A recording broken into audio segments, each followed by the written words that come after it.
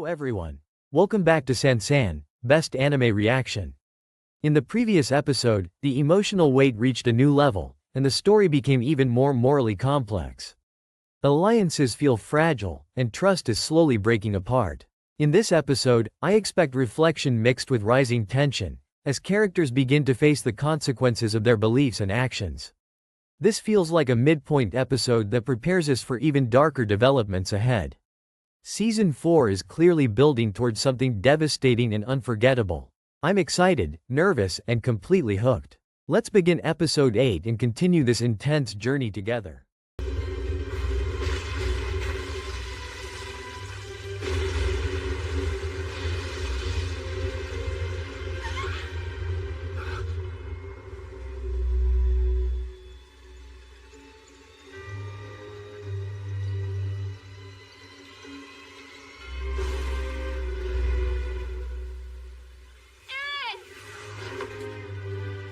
Seems to me this fight's over.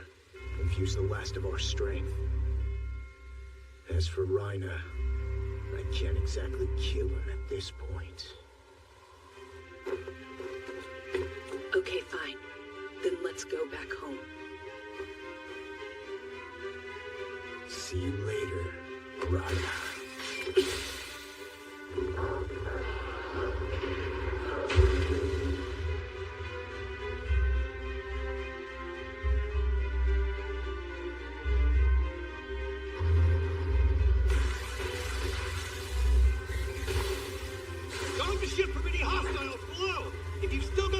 Now's the time to use it!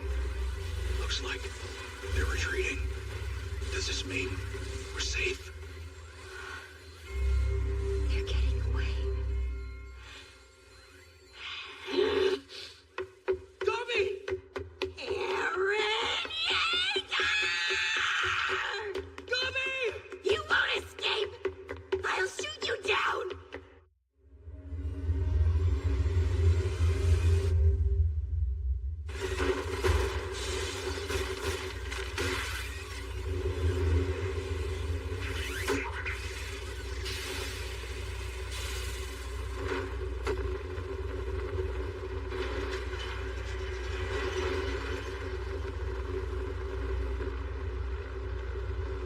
Alright.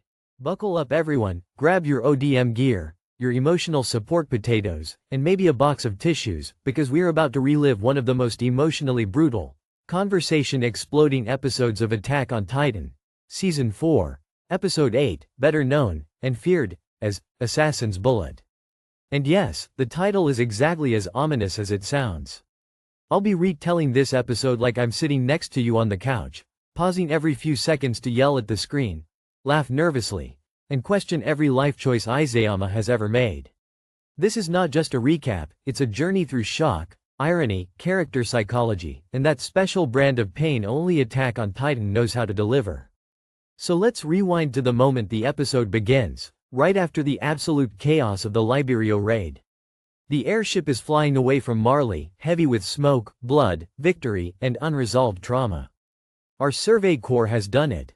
They attacked Marley on its own soil, killed high-ranking officials, stole the Warhammer Titan, and made a dramatic exit like action movie protagonists who definitely did not read the happily ever after section of the script. On board the airship, the mood is weird. It's not exactly celebration time, but it's also not morning yet. Everyone is buzzing with adrenaline. Jean looks like he aged 5 years in one night. Connie is trying very hard not to think. Mikasa is quiet, staring into the distance like she's watching the last fragments of the old world crumble. And Eren, oh boy, Eren looks different.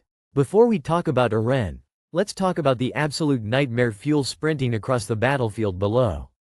Enter Gabi Braun, child soldier, honorary embodiment of Marleyan propaganda, and currently fueled by 100% pure rage. She sees the airship escaping. She sees the devils of Parody getting away after destroying her home, killing her friends, and shattering everything she believed in. In her mind, these people are monsters wearing human skin, and right now, they're winning. So what does Gabi do? She runs straight at the airship. No hesitation, no fear, just raw, desperate fury. And here's where Attack on Titan quietly leans over and whispers, "Hey, remember Eren in episode 1?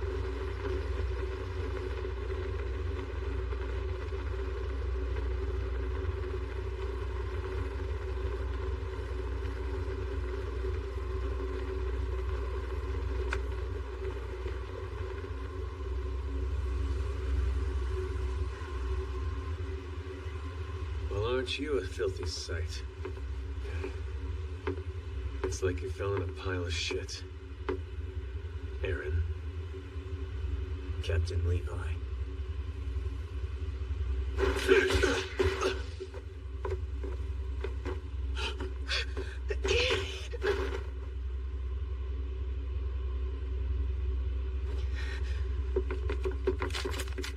This takes me back, Aaron. You have a real kickable face, you know that? Once you're tied up, I'd like to have a longer chat. That's all right by me. But I explained everything in the letters I wrote. Did you not understand them? I know that face. I used to see it on the rotten shits I met in the underground. Never thought I'd see it on you. Hey, cheer up. Everything went just like you wanted.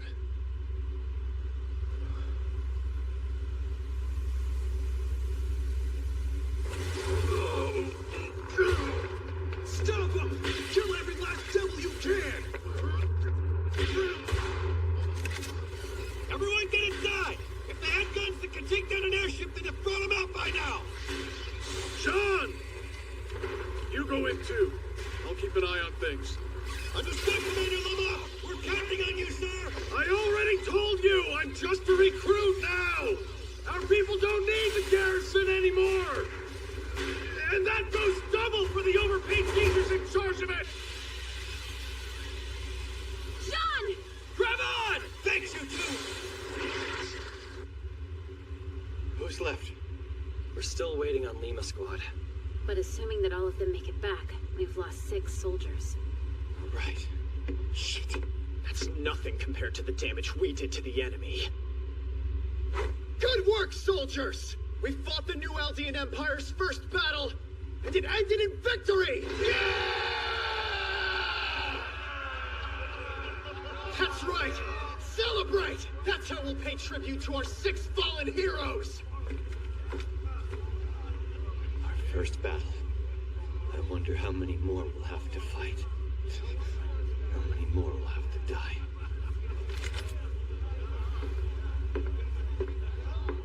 Honestly, I'm just glad that we made it. I know this isn't fair to the others. Because this is the parallel. A child watching their world burn. A child who believes violence is justice. A child who thinks pulling the trigger will make everything right. Falco chases after her, begging her to stop, because Falco is apparently the only person in this entire franchise with functional empathy settings turned on. He doesn't see devils, he sees people, and he knows, instinctively, that this path leads nowhere good. But Gabby doesn't listen. She grabs a rifle, she jumps onto the airship, and suddenly, the party is over. Inside the airship, our characters are mid-decompression. There's laughter, awkward relief, and that strange post-battle calm where you're alive but don't know how to feel about it. Sasha is eating. Of course she is. If the world is ending, Sasha Blouse will still be chewing. And then the door opens. Gunshot. Chaos. In the span of seconds, everything changes.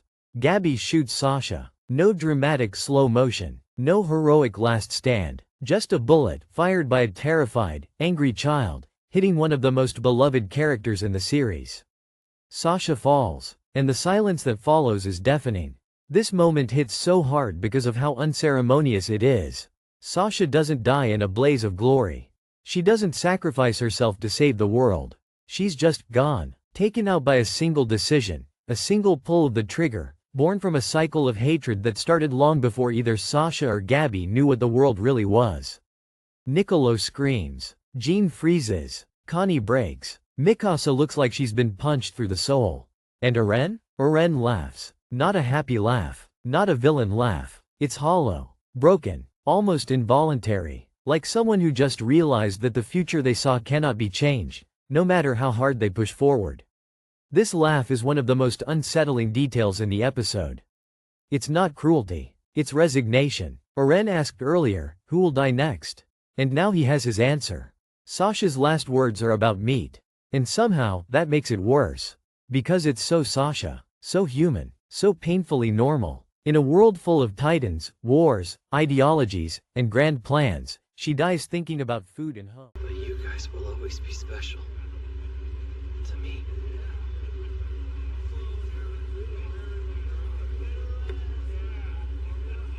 That hurts, dumbass. Don't hug us while you got all that metal on. What'd you call me? You're the only dumbass I see here, always playing with that sorry excuse for a beard. Huh?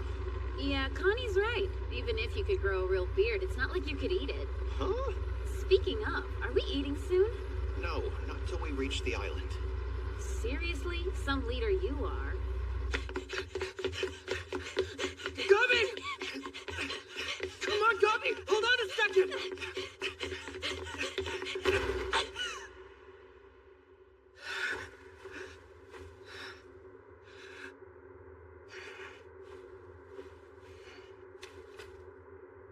Stop. It's over. They're flying away, Gobby.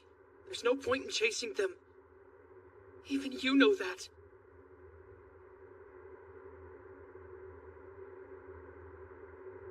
They killed our friends. Sophia was right next to me talking, and then she was crushed by a flying rock. Udo tried to get it off her, but I just got him trampled by the crowd. They stepped on his head again and again, till it cracked open. I ran into those gate guards we talked to, and they yelled at me. Because I was trying to go back to the plaza. They said it was too dangerous. They tried to protect me, even though I'm Eldian. Now they're dead. I saw some woman shoot them from a rooftop. Because I'm an Eldian who was born in this internment zone, people spit at the sight of me walking around. I have lots of memories of getting treated like dirt, but they're the reason I try so hard. I'm fighting to show the world that the Eldians here are good people.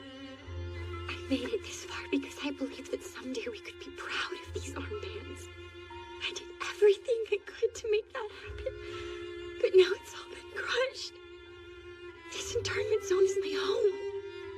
I know it isn't perfect, but it's where the people I love live. So if somebody tramples it, I'm not gonna forgive them. So why would you tell me not to chase them? Mr. Zeke was killed right in front of us. Don't you want to do something? Don't you want to know why all these people had to die? So why, Raina? Tell me why my mom was eaten by a Titan. Their home was trampled too. That's why our warriors attacked them years ago and killed lots of people. This is just revenge. And Connie? Connie's reaction is devastating. He laughs too, but his laugh is pure grief. The kind that happens when your brain refuses to accept reality and chooses madness instead. Now let's talk about Gabby and Falco after the shooting. They're captured immediately. The Survey Corps is furious. Not in a, let's interrogate, way, but in a, we might throw this kid out of the airship, way. And honestly, no one would blame them. But here's where the episode does something incredibly important. It doesn't turn Gabby into a cartoon villain. She's terrified. She's screaming. She's convinced she did the right thing. She keeps calling them devils because that's all she's ever known. Her worldview is collapsing in real time, but she's clinging to it because if she lets go, then Sasha's death becomes meaningless. And that's a truth she's not ready to face. Falco, on the other hand, is already questioning everything. He apologizes. He understands that they attacked first. He sees that these people feel pain just like he does. Falco is the bridge between worlds, and this episode quietly positions him as one of the most morally aware characters in the series. Back on the airship, Levi confronts Zeke's absence. Because yes, remember Zeke? The Beast Titan? The traitor? The man with the worst brotherly advice in anime history? He's not here. This immediately raises red flags. The plan worked, but something feels off. And that's a recurring theme of the episode. Victory feels wrong. Every win costs too much. Then comes one of the most chilling conversations in the entire season. Mikasa confronts Eren. She asks him why he went this far. Why he attacked Marley without warning. Why he endangered everyone. Why he's acting like a stranger. And Eren responds with a question that cuts deep. What am I to you? Mikasa hesitates. And that hesitation changes everything. Eren's face hardens. Something snaps. Whether it's disappointment, pain, or the confirmation of a future he already saw, we don't know yet. But this moment is crucial. It marks the emotional distance growing between Eren and the people who once grounded him. This episode isn't just about Sasha's death. It's about the death of innocence. The death of simple morality. The death of the idea that... So did you see that happen? Well, no. I didn't. Neither did I, Falco.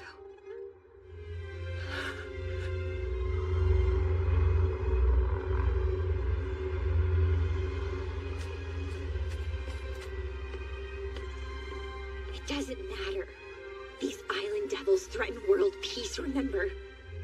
We were taught all about them. They're savage and cruel, and whatever we might have done to them, it wasn't half as bad as what they deserved. Those devils aren't like us. Reiner, I'm the same as you. Same where I'm from. Inside the walls. We're all just people.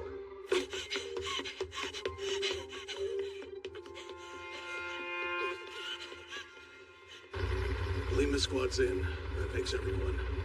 All troops accounted for! Tell the French we're good to ascend! Got it!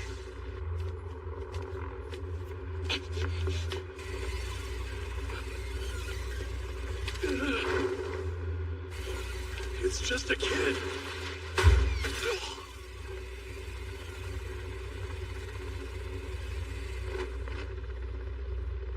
I shot him down.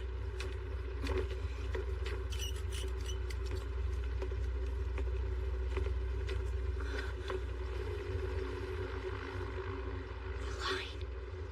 It's still attached. Gabi! What do you think you're trying to do? It's this trigger. If I pull it, then... Hold on. You want to go up? Don't be crazy. I'll kill as many island devils as I can. Stop being an idiot! You're just gonna get yourself killed! Talk to my mom and dad for me. Talk to Reina and the others too. Tell them that I fought my hardest to the end. Even if I'm killed up there, all of you will carry my spirit forward, right? Falco! Gabi! Are you two okay? What are you doing out here? It's cold. This is it, Falco. You take care. You're one of the good ones. Surpass Gabi to protect her. Spare her from the dark future we face.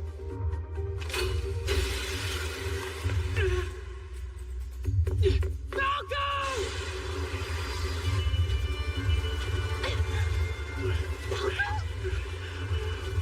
Why you hit me? Because I'm the one who should inherit the armored titan.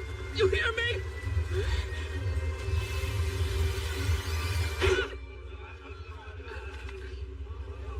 There are clear heroes and villains. Everyone is trapped in the consequences of their own actions. Sasha killed people in Marley. Gabi killed Sasha. The Survey Corps killed Gabi's friends. Marley killed Eren's mother. And on it goes, an endless loop of revenge disguised as justice. The brilliance of Assassin's Bullet lies in how uncomfortable it makes the viewer feel. You understand Gabi, you mourn Sasha, you question Eren, you fear what comes next. And you realize that the real enemy isn't Marley or Parody or Titans. It's the story people tell themselves to justify pulling the trigger. By the time the airship disappears into the clouds, nothing feels like a victory anymore. The war has crossed a line. There's no going back, and the cost of moving forward is written in blood, laughter that sounds like crying, and one empty seat where Sasha used to be. And that's why this episode hurts so much. Because it doesn't just kill a character. It kills the illusion that anyone gets out of this story clean. And just like that, Attack on Titan reminds us once again. Freedom is never free, and sometimes the bullet that changes everything is fired by a child who thinks they're saving the world. Thanks for reliving the pain with me. If you need a moment, don't worry. We all do. Okay, before we emotionally recover, which we won't. Let's zoom in and painfully slow down on one specific detail from this episode that is easy to overlook on a first watch, but becomes incredibly powerful once you really sit with it. The meaning of the airship itself as a symbol, and why almost everything important in this episode happens inside it. This might sound small at first. An airship is just transportation, right? A cool steampunk taxi that flies away from explosions. But in episode 8, the airship quietly becomes one of the most important characters in the story, because it represents the thin, fragile space between victory and guilt, between us and them, and between the past and the future. Think about it. The airship is not Marley. It's not parody either. It's literally suspended in the air, detached from the ground, floating in a place where the rules feel different. That's exactly the emotional state of the Survey Corps in this episode. They're no longer the desperate survivors. Hey, Sean, did you hear a sound just now? Hey, quiet down for a second. Make some noise! To victory! Guys! Hey, Lobov isn't back yet. Weird. He should have come back a while ago.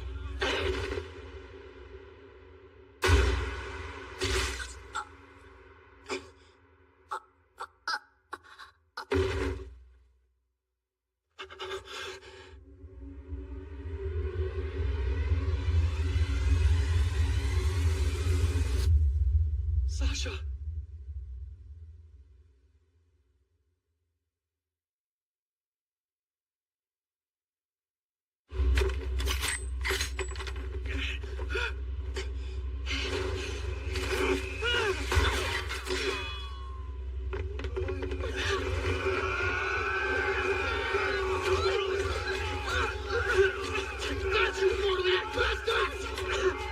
Sasha! Sasha! Hey! Stay with me! Hey! Why are you so loud? Are we eating soon? Or what? She's bleeding! Find us some bandages! Hurry! Right! Come on, just hang in there! Eat.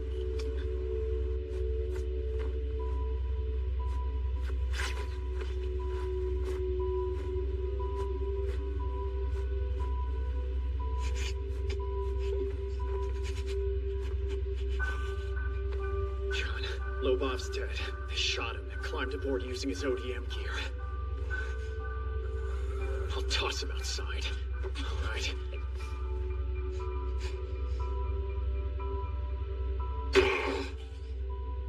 Do you really think tossing kids out of an airship is gonna help us stop all this killing?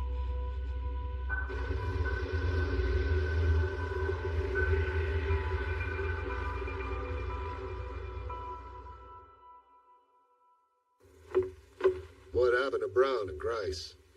They ran off. Neither one of them said where they were going. I haven't seen them since.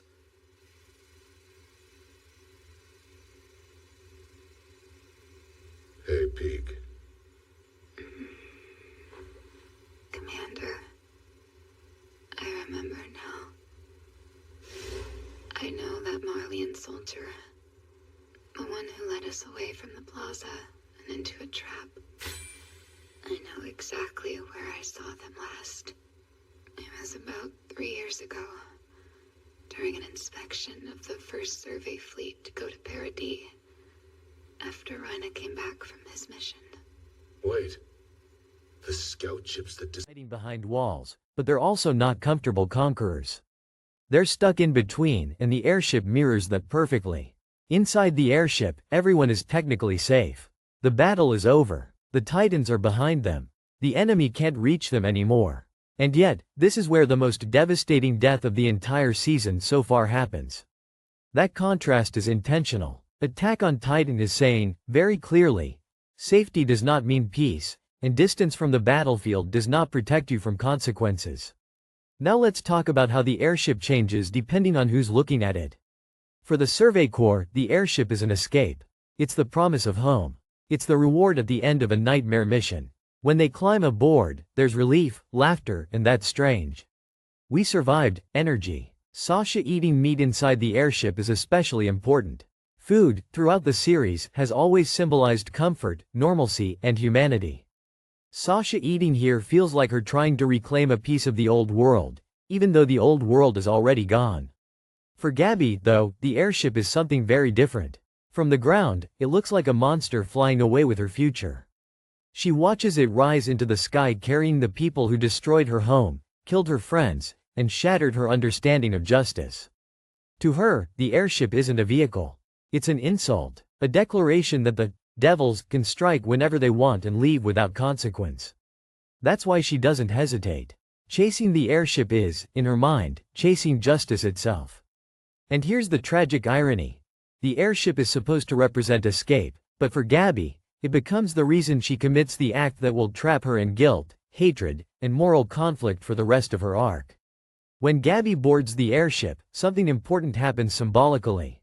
The war crosses the border completely. Up until this point, you could argue that the violence was over there. Marley attacked Parody. Parody attacked Marley. But the moment Gabby steps onto the airship, the line disappears.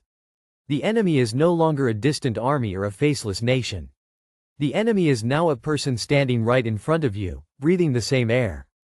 And that shared air matters. Inside the airship, Gabby sees Sasha. Disappeared? Yeah, I'm sure of it. That beard looked so unnatural on them. Hey, how long are you gonna make me look at that thing? What's your problem? Everyone else likes it. Are they still celebrating our victory? Let go of me!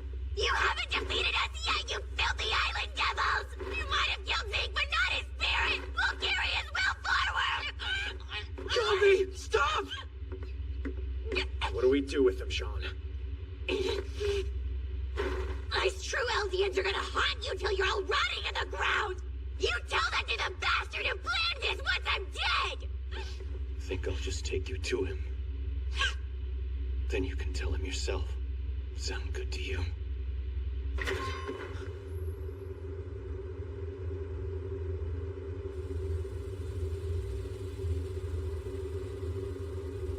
How were you able to recognize them? Well, the soldier happened to be someone I had a personal interest in. Because she's a devout follower of Zeke Yeager. Gabby, Falco, how did you get here? What about you?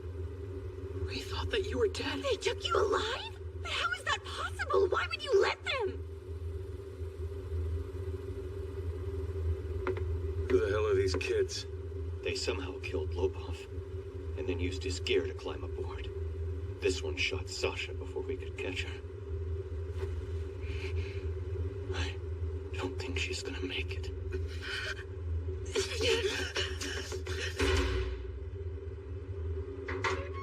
I'll leave the rest to you, Onyan Capone. I'm on it, hon. Well, Zeke, it seems everything's played out just like you wanted, wouldn't you say? I did make a few miscalculations, but aside from that, I would. Zeke? Huh? Wait, who are these kids? Miscalculations. Damn it, Yelena! Why didn't you lock down the Cart Titan and Jaw Titan like you said you would? We lost good people because of you! I'm sorry. I can assure you that they both fell into the pit. But it's still my fault. Guess that's why you threw more rocks at us than planned. You had to put on a show for your comrades, didn't you? Quite the performance, coming from a mangy furball. Yeah, well done. Oh, please don't glare, Levi. You don't want to make me piss my pants, do you? And you gave quite the performance yourself, considering... Not as a symbol, not as a devil, but as a person holding food and smiling. And yet, she still pulls the trigger. This is one of the most uncomfortable truths the episode presents. Dehumanization doesn't always come from ignorance. Sometimes it comes from refusing to see the humanity that's right in front of you, because acknowledging it would destroy your sense of purpose. Now let's look at Eren again, because of course we had to. Eren is inside the airship, but mentally, he's already somewhere else. He's not celebrating. He's not mourning properly either. He's watching everything unfold with the expression of someone who has read the ending of the book and hates every page leading up to it. His laugh after Sasha's death feels even heavier when you remember where he is. He's literally flying forward, unable to stop, just like his ideology. The airship doesn't turn back. No one suggests it. That detail is subtle, but brutal. Sasha dies, and the mission continues. The airship keeps moving forward, just like Eren insists on doing, no matter how many bodies are left behind. This is one of the earliest visual metaphors for the rumbling mindset. Forward motion without moral pause. And finally, there's Falco. Falco is inside the airship physically, but emotionally, he's still on the ground. He's apologizing, begging, trying to slow everything down. He understands, instinctively, that once the airship moves on, something irreparable has happened. Falco represents the question the series keeps asking but rarely answers. What if someone actually chose to stop? Episode 8 doesn't give us that answer. The airship flies away, the world moves forward, and the space between people grows wider, even when they're standing inches apart. So if you ever wondered why this episode feels so claustrophobic despite taking place in the sky, this is why. The airship isn't freedom. It's a cage moving at full speed toward an uncertain future, carrying survivors who are slowly realizing that surviving might be the heaviest burden of all. And that's the quiet genius of this detail. You don't notice it screaming at you. It just floats there, above the battlefield, reminding you that sometimes the most dangerous place in Attack on Titan isn't the ground beneath your feet, but the direction you refuse to stop heading toward. How bad you wish you could actually kill me. I'm the kind of person who saves the best bite for the end of my meal. I can really savor the taste that way. We killed Marley's brass and took out their primary fleet in port. That ought to buy us some time. Before the whole world comes crashing down on us with a coordinated attack, you mean? Every single time you get yourself caught, we give up lives to get you back. No matter how high the cost, we pay it. You noticed that trend and used it against us, held yourself hostage to force our hand. We had no choice except to do what you wanted. You put your trust in us, and we've lost our trust in you, Eren. You gain from this too. You now possess the founding Titan as well as a Titan with royal blood. All your comrades' sacrifices are about to bear fruit at last. Eldia will be free.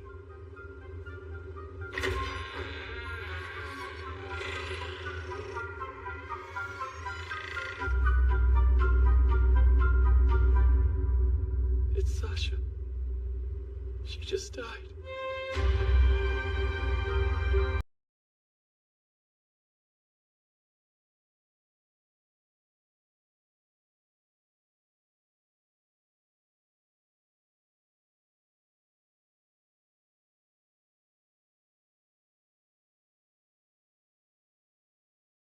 Connie.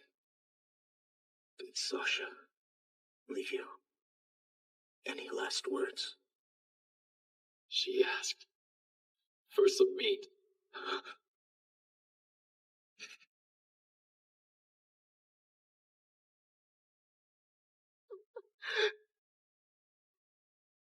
Can you guys keep a secret? Because I totally just helped myself to the officer's pantry. But hey, it'll be alright. I mean, once we've taken our land back, we'll have all the room we need for livestock.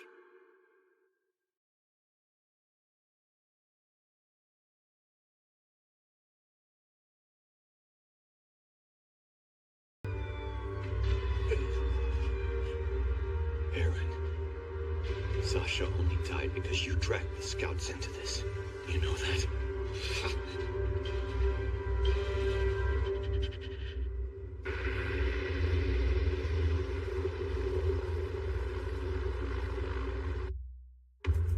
Was there some other hidden path they could have taken? The immutable past renders that question irrelevant. They have no choice but to continue down the path before them. Next episode, Brave Volunteers. Thank you so much for watching this video on General Sansan Anime. I really appreciate you spending your time here and sharing this anime journey with me. If you enjoyed this reaction, don't forget to hit the like button, subscribe to the channel, and turn on the notification bell so you won't miss any upcoming videos. Your support truly means a lot and helps the channel grow stronger every day. I'll be back very soon with more exciting reactions, emotional moments, and unforgettable anime scenes for all of us to experience together. Until next time, take care, keep enjoying anime, and I'll see you in the next video. Bye bye.